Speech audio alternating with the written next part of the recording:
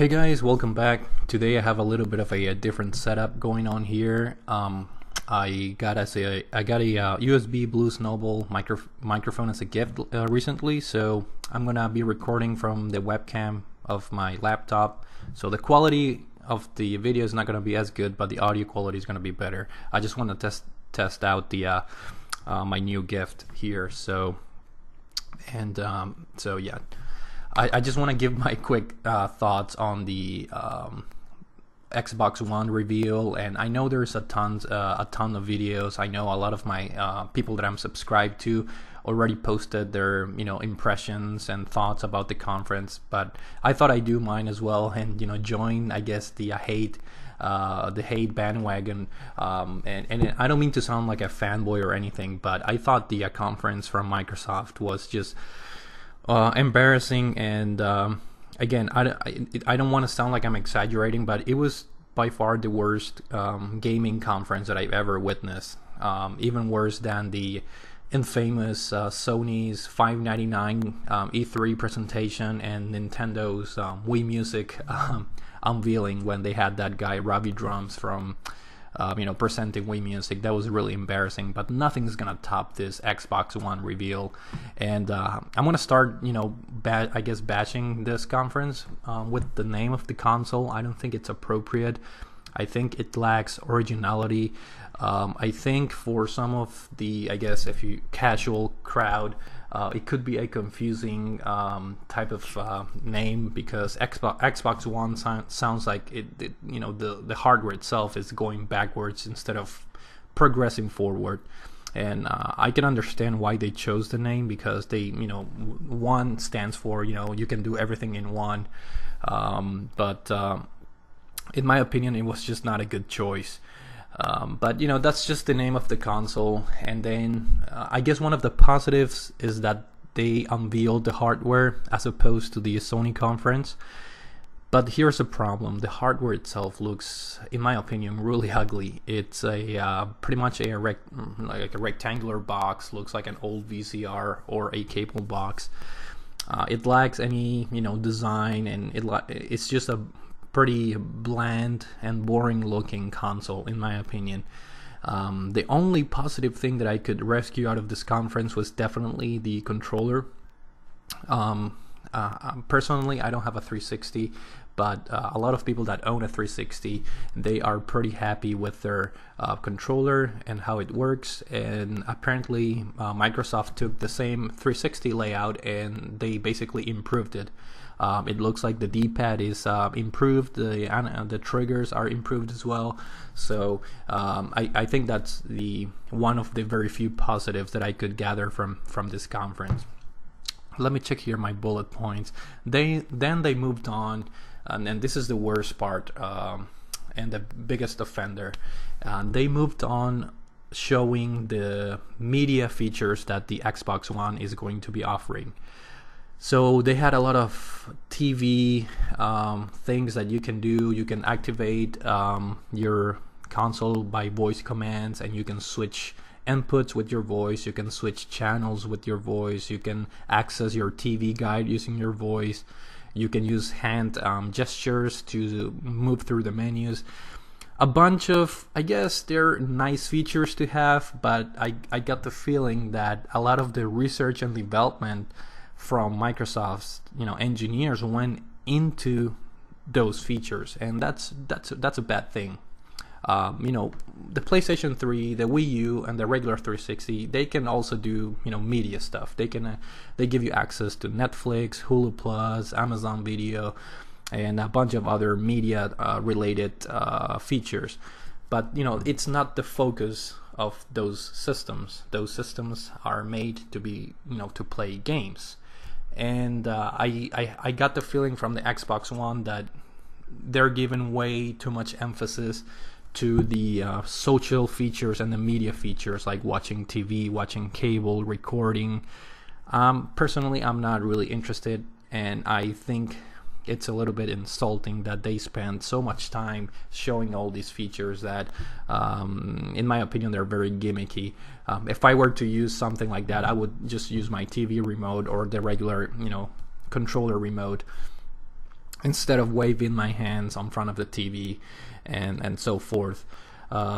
Another weird thing is that the Kinect, they unveiled the new Kinect 2.0 that's way more advanced than the previous one. And again, they showed all these from a technical standpoint. It looks very impressive, the way the new Kinect can detect depth and it can scan your movements. It looks like a really advanced like piece of technology. But here's the problem. Like me as a gamer, I don't really care too much about Kinect. And again, it looks like they put a lot of research and development towards developing this new Kinect 2.0. And to me that's a problem. I would much rather see that research and development budget for the Kinect 2.0 allocated towards new games, new IPs, new ideas relating to the gaming side of things. And I was really disappointed with the whole Kinect 2.0 thing and how they're gonna force you to have one. And not to mention that Kinect 2.0 seems to be like a pretty hefty piece of equipment, and as well as the console itself. So get ready to have a lot of free room if you're thinking about getting an Xbox One. Then they moved on into how Skype is integrated, which makes sense because Microsoft recently purchased Skype. And nothing groundbreaking or anything. They have a cringe-worthy conversation there to showcase the Skype feature, but again, it's not a system seller. We gamers, we want to play games. We don't really want to talk through Skype. Let me read the next bullet point that I have here. Oh, and then they showed the specs of the system. They were pretty vague, but they did mention that the Xbox One is going to have 8 gigs of RAM. Granted, after the conference, they announced that it's the regular DDR3 type of RAM, which is cheaper and much less, I guess, powerful than the one that they're going to be using on the PS4. And that's another thing that I'm glad I waited to do my video, because after the conference itself, Microsoft held a Q&A session with media people, and a lot of negatives came out of that Q&A session, such as this, that the RAM that they're going to be using is actually inferior to the one on the PlayStation 4. And actually one of the Xbox executives came out and said that they're not going to be targeting towards power and graphical power. So they pretty much acknowledge that the PS4 has an edge as far as technical specs. Another thing that I thought it was ironic and funny is that the Xbox One is going to have a Blu-ray drive, which is a technology developed by Sony. And one cool thing is that they're going to have USB 3.0 ports, so the data transfer is going to be really fast and smooth.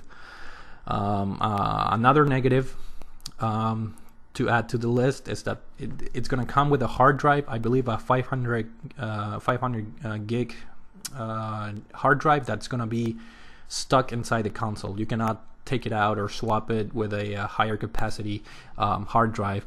And considering that the game is going to have mandatory game installs, that hard drive, in my opinion, is going to get full really quick. Considering its next generation, games are going to be much larger in size because they're going to come in Blu-ray discs. And Blu-ray discs, I think they can hold up to 80 gigs, if I'm not mistaken, or 40 or 80 gigs, I forgot, of memory space. So that 500 gig hard drive will get full pretty soon. Now, regarding the 8 gigs of RAM, they said that 3 gigs are going to be allocated towards the operating system, which is a lot, but it makes sense. And during the presentation, that's one cool thing about their operating system is that it runs really fast and smooth.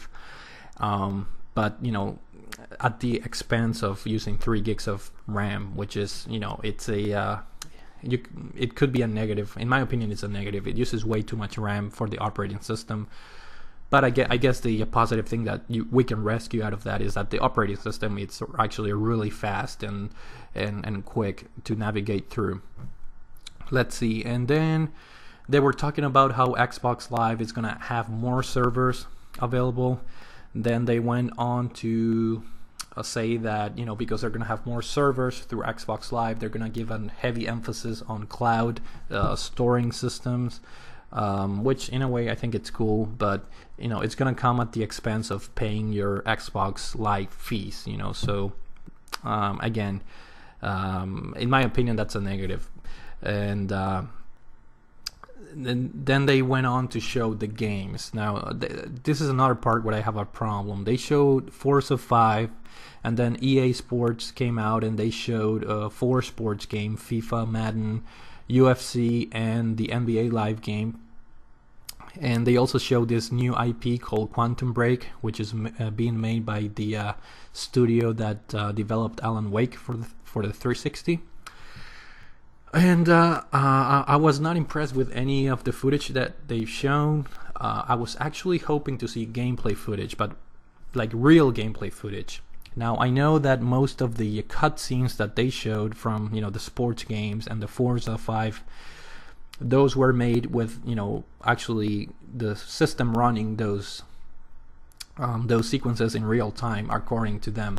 But you know, I need to see the actual raw gameplay footage, because when you play Madden, for example, you're not gonna be playing with the player zoomed in into the field. You're not gonna be able to see his eyes and the, you know, the reflections on his helmet, and the grass being stepped on by his shoes. So I really want to see what just the actual game looks like. That's when I'm really interested. And they didn't have any of that, but to give them the benefit of the doubt, they did say that at E3 they're going to have a huge showing of games. So I guess we should wait to see the games. But again, my main gripe is that the hardware itself has too many restrictions and things that are really not geared towards gamers, you know, like social and media features. They went on to say that they're gonna have a TV series for Halo, which I could care less. You know, I have to admit I'm not a Halo fan, but it, you know, for example, I like Nintendo, and it'll be the equivalent if Nintendo announces a Legend of Zelda TV series. Like, I could care less. I mean, use this conference, use this reveal conference that the whole world is watching to focus on, you know, games and what people really care about. But you know, they came out with this TV Halo crap that I don't think, you know, me personally, I'm not excited at all.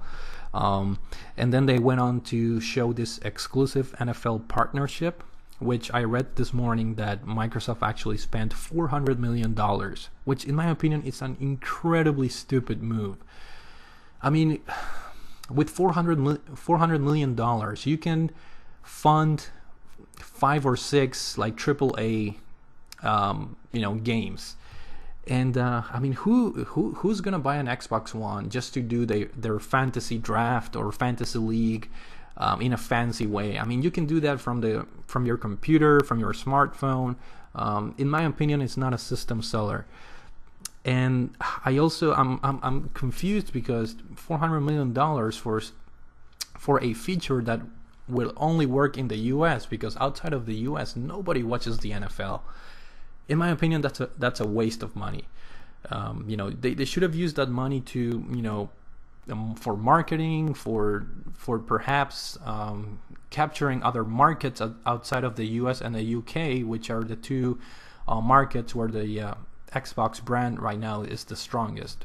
They should have used that budget to maybe, you know, try and take over Japan by buying exclusive IPs from the Japanese market or other European countries that don't really care about Xbox. You know, they should have used that money to try and, you know, buy games that perhaps are of interest to other regions of the world. But as of now, the Xbox One is a USA-centric console. So when you focus on one market, that's a very bad move, because in Europe there's a big, you know, user base. In Japan there's a big user base. In Latin America there's a big user base. Those people are not going to buy the Xbox One, I can tell you right now. And let's see, what else do we have? It will be launching this holiday, but they did not announce pricing and the official date, which was expected. And finally, they showed Call of Duty Ghosts, which it's looking pretty good as far as character models. They were showing how detailed the character models were, but when they show like very brief gameplay sequences, the game that just doesn't look that much next generation, if you will. So again, they were saying how this is the next gen Call of Duty game, but from the footage that they've shown, I wasn't really impressed. It's not something that I'm gonna go out on day one and buy a PS4 or a Xbox One just to play Call of Duty. Very poor showing as far as software. But again, they said that for E3 they're gonna have, I think, 15 exclusive titles for the Xbox One that are gonna be launching within a year. So they're gonna have to bring the house down to E3 this year, because I think PS4 has a huge advantage. The reactions on the internet for the most part were incredibly negative towards the Xbox One, so I think they have a lot of work to do. And I think Sony is sitting at a I guess prime position to take over the lead again. Nintendo, they're always doing their own thing, but Nintendo's gonna be fine. When the Wii U releases more games that people are interested, they're gonna sell some more units. And the Wii U as it is right now, it's already pretty much making a profit, by selling the hardware plus 2 games, I think. So Nintendo, it's not in too bad of a shape. But Xbox One, I think that Microsoft, I think they shot themselves not in the foot but in the head, really, because what Microsoft did was really impressive this generation with the 360. I think that the fact that they took over the US and UK markets, it was a big plus. They stole a lot of that PlayStation 2 user base, and that was very impressive. And now it's like all that work that they did, they're gonna throw it over the board for nothing. So those are my thoughts. I think it was an overall disappointing conference, very embarrassing. It was the worst gaming conference that I ever witnessed, and I'm not trying to exaggerate or anything. And I really hate the fact that Microsoft is allocating a lot of their budget towards non-gaming things like NFL, Fantasy League, things, or the Halo TV series.